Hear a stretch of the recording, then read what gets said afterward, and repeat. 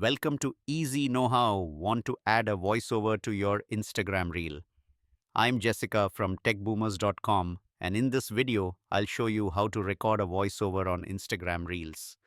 Now, let's get started to add a voiceover to your Instagram reel.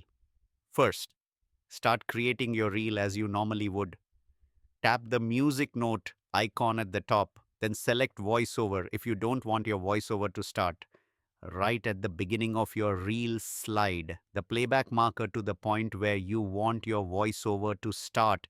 When you're ready to start recording, tap the record icon, record your voiceover, then tap the stop button. If you want to stop recording to hear back the voiceover, you just recorded, tap the play button. If you want to delete the last clip you recorded, tap the delete button, then tap discard when you're finished recording your voiceover clips. Tap done. You can adjust the volume of your voiceover by sliding the volume adjustment tool. You can also adjust the volume of your original video at any music you've added to your reel. If you tap edit, you can add voice effects to your voiceover such as helium or robot.